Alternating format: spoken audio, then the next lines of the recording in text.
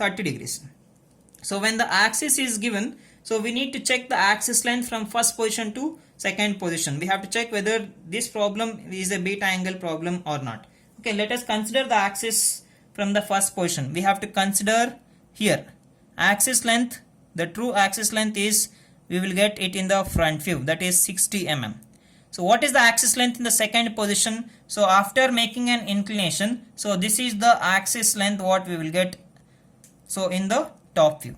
So what is the distance, whether there is any variation in length, we have to check that. In the first position we are having it as 60. So what happens to its axis length in the second position? Let us see now. So here I am getting it as 51. Okay, so I am getting this axis length as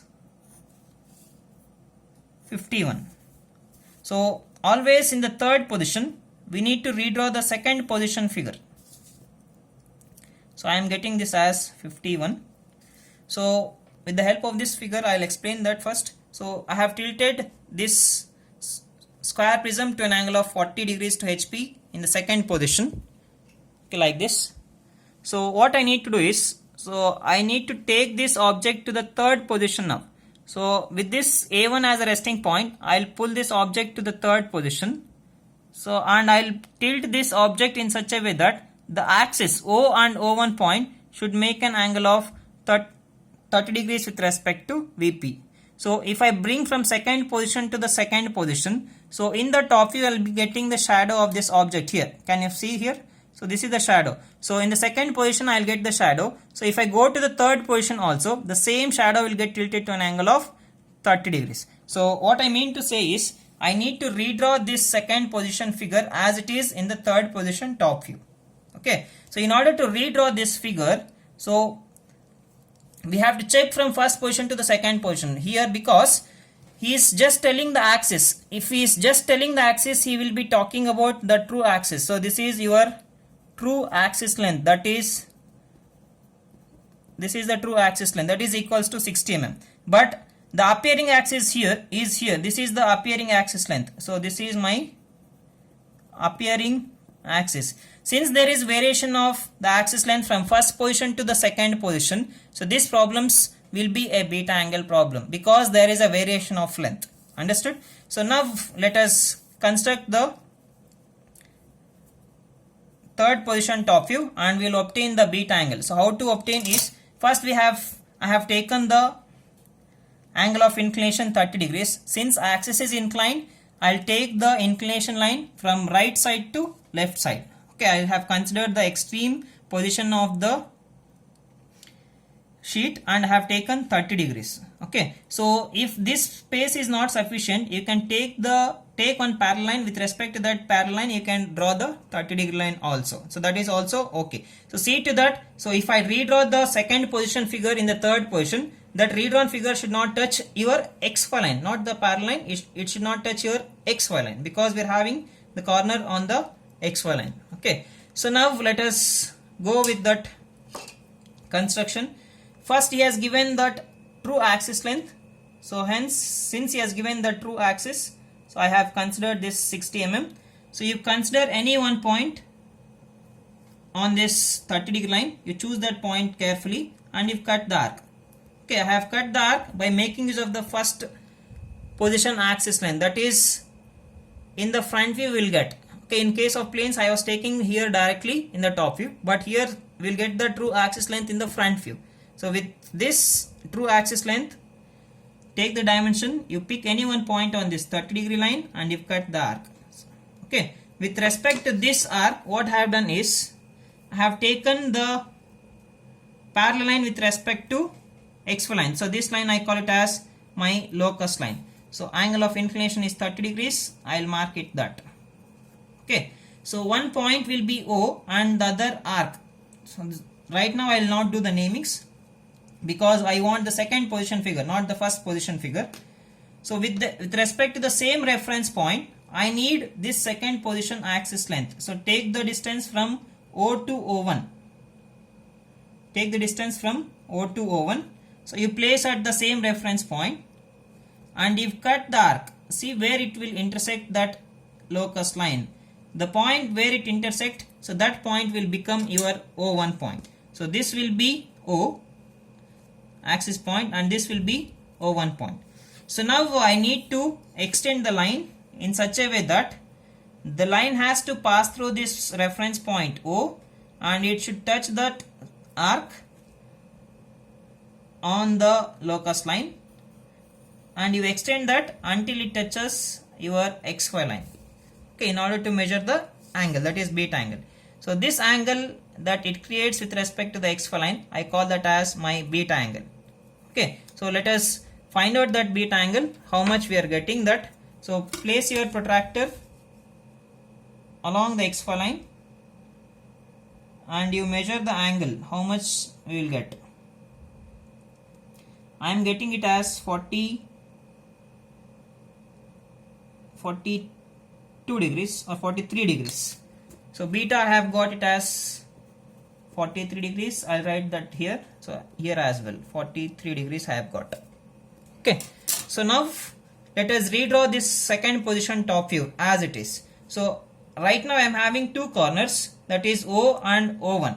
We have to redraw the second position figure in the third position on this beta angle line. Okay, remember that we have to redraw it on this beta angle line, the new line that has been formed. Okay, so now how to redraw is, so if I just observe this figure, so above and below this point O and O1 we are having, below this O1 I am having C1 and above this point O I am having A. Okay, in between these O and O1 I am having C as well as A1. So let us obtain all these four corners which are lying so on the same line, that is O1 point. So now with the help of this point O, I will take the distance from O to A. Okay. So with respect to this point O, from where you have taken, you place at the same point and you cut the arc. So I will get point A there. So next from O to C, so it will be same distance. So place at O and you cut the arc, so you will get point C. Okay. So now with respect to this point O1 also, the dimensions, so it will remain same since it is a square prism. With respect to this point O1, you cut the arc on one side and you cut the arc above as well. Okay, in this way I will get all the four corner. So all the four corner namings are, this point will be A, so here I will get C, do the namings carefully. So this point will be A1 and this point will be C1. So A1 will be the hidden corner. So again you place that inside the bracket. So in this way I have got four corners of the square prism. I need to obtain the another four corners. Which are those corners? So BD and B1 D1. So if I observe this BD is there on same single line and B1 D1 corners are there on the same single line. So these lines are perpendicular with respect to this O1 and we are having the lines which are passing through exactly O and O1 point. So hence I need to draw these perpendicular lines which are starting from point O and one more is at with respect to point O1. So now place your protractor along this beta angle line at point O1 and I'll take the 90-degree point. I'll mark the 90-degree point here. Okay. Next again you place your protractor along the same beta angle line and you mark 90 degrees. So be careful. So the redrawn figure should not touch your XY line. In such a way we have to redraw the figure. So extend the lines now. So these perpendicular lines that should pass through this 90-degree point, you extend it on either sides. With respect to this point O also, I'll extend the line on either sides. On these vertical lines, we will get the points BD and B1 D1. I'll take the distance from O to D. I'll place at O and I'll cut the arc. With the same distance, I'll cut the arc below as well, because the distances remain same. So with the same dimensions, I'll cut one arc above and another arc below. So in this way I need to obtain all the corners of the prism. So this point will be D. So and below I'll get B. So check once again, we are having the namings in the cyclic order A, B, C and D. All these A, B, C, D are there around point O. So you should not interchange these namings. So O should lie exactly around these points A, B, C, D, and O1 should be there exactly in between this A1. So this point will be B1, C1, and so D1. Okay, so all the namings are there in the cyclic order. So you redraw all the edges as it is. If you're having the dotted lines, you draw it as dotted. So if you're having the continuous lines in the second position, you draw it as continuous lines itself. So let me complete that. So first the boundary edges. So boundary edges should be drawn with dark lines, and that forms a closed loop. So this is the second edge. Next is third edge. So these are all the boundary lines. I am drawing it. So as we have done in the second position, I am doing it in the same way here. So this is, and if I draw all the boundary lines, so it forms a closed loop, I said. So it is forming a closed loop here. So this is the hidden corner, that is A1. So with respect to that point A1, I'll draw the dotted lines, 3 dotted lines. So as we're having in the second position, I'm just redrawing it as it is. Next is A1 to A. So that should be a hidden line. Next remaining line should be a continuous lines, that is CD, CB here, and finally CC1. So these lines should be continuous lines. Okay, so this portion will get overlapped and it looks like a continuous line for me, and the axis line will be there as it is. You draw this portion as thin chain line itself.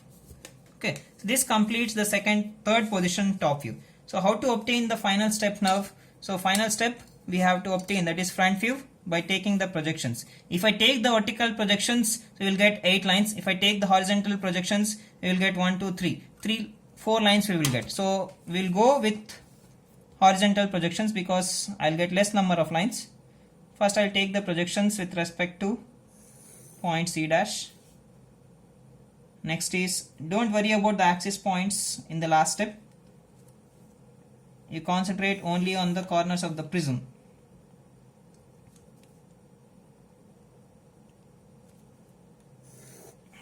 Take the projections.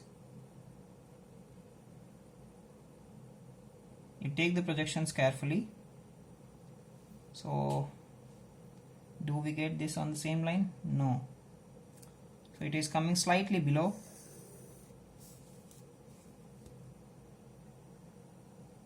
So take the projections. It must, all the lines must be exactly horizontal. Okay. Now I will go with the vertical projections. So how to take the vertical projections? First, starting from A, all the top face corners I will complete. So from A you go and find A dash. A dash is here, so that is above line. So from A to A dash. Okay, next is B. Where is B dash? You look at that point now. So B to B dash. So B dash is here and B point is here. So extend from B to B dash. Next is C. Where is C? C is here and C dash point is the topmost line. So extend it till there. Next finally D. D is here, the center line. D to D dash, like this. So now I'll go with the base corners, that is A1. A1 is lying on the XY line. So you take the projection onto the XY line. Next is B1. B1 we are having the second line, B1 dash. Next is C1. C1 is the third line, C1 dash, and finally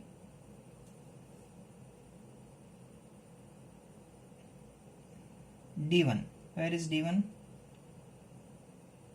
D1 is here. So like this we have to join. So immediately I'll do the namings. So I'll start from A. This point will be A dash, B dash, C dash and D dash. So likewise I am having the base corners here, A1 dash, B1 dash, C1 dash and D1 dash at last. Okay, so once after taking the projections and doing the namings, so as we have done the second position top view, so we'll follow the same procedure. The procedure is, first you draw all the boundary lines as thick continuous lines. So how to identify the boundary lines? So you place the scale between any two corners and check whether you're getting all the remaining corners on the same side of the scale or not. So if I place the scale between A1 and D1, I am getting all these remaining corners on the same side above the scale itself. So hence this is my boundary line, that is A1 dash to D1 dash. Next I will try to place the scale between A1 dash to A dash. So here also this line will become a boundary line because I will get all the corners on the same side of the scale, that is above the scale itself. So hence this is also a boundary line. So next I will place the scale between this A dash and B dash. So observe here. So this is also a boundary line. So if I join all these boundary lines, so it forms a closed loop again. So now I will try to place the scale between B dash and C dash. So I am getting all the corners below the scale itself. So hence this is also a boundary line. Next I will try to place the scale between C and C1. So I am getting all the remaining corners on the same side of the scale. So hence it is a boundary line as well. So final edge is C1 dash to D1 dash. Okay, so it forms a closed loop like this.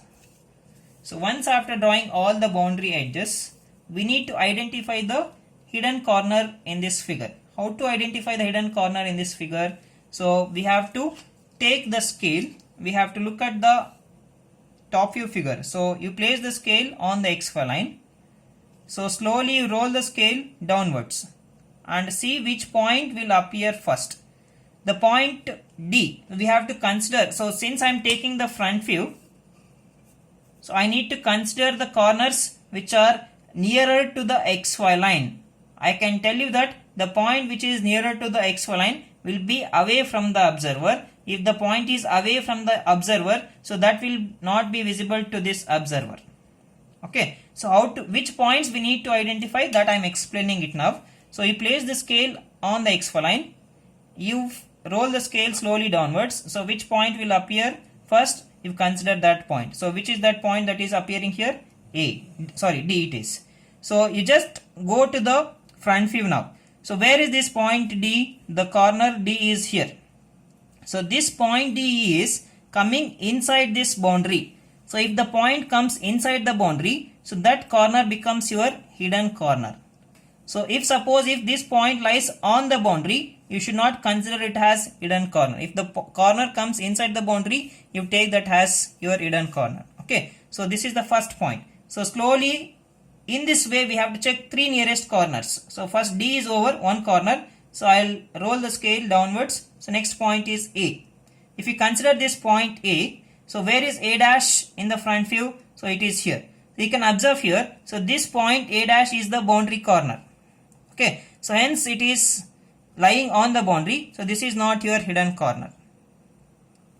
I should not touch the boundary corners. So now A is done. I need to check the last point. So which point will appear next? So let us see. So we are getting here as D1. So you should look at the base also. D1.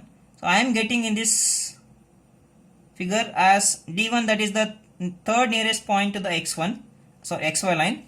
So this D1, so if I just look at this front view, so this D1 dash is again lying on the boundary. So hence it is also not a hidden corner. So I have checked the three corners now. So I will remove this scale. So when I checked all these, the three nearest corners to the XY line, only one corner I got it inside this boundary, that is D dash. So only D dash is my hidden corner here. With respect to this hidden corner, so we must draw the hidden lines. So how many lines will be there from each corner? We will be having 3 lines. So which are those three lines with respect to this point D? So I have to take this. So I have to consider this D as my hidden corner. With respect to this point D, I must have three lines, that is D to A, D to C and D to D1. So right now how many lines do we have? We don't have the single line. So we need to draw those three edges as hidden lines. Which are those? D dash to C dash. So this is one edge. So always we need to have the dotted lines with respect to that hidden corner itself. So next is D dash to C dash is over. Now it is D dash to A dash.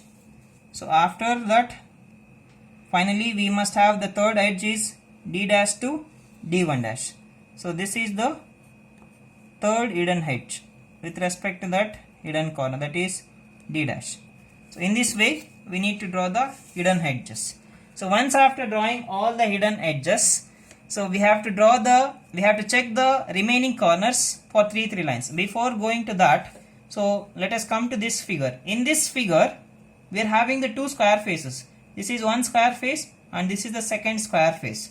So among these two square faces, so which square face is away from the XY line, that will be visible to the observer, because observer will be standing away from the XY line. So for this observer, so this face, the face which is away from the XY line, here it is a base face. This base face is completely visible to the observer when he see the object from the front. So that base has to be drawn with dark lines. So which are those? A1, B1, C1 and D1. So here in the front view, this base is completely visible to you. Okay, so I can show it with the help of this. So once after making an angle of 30 degrees with respect to VP, so if the observer, if I stand here like this, so if I consider this person as the observer, so this person can see this base completely. Okay, which is this base? So A1, B1, C1 and D1. So that can be visible with respect to this observer. Okay, so hence that should be, this face is, since it is completely visible, we must draw it with the help of dark lines. So now let us draw that.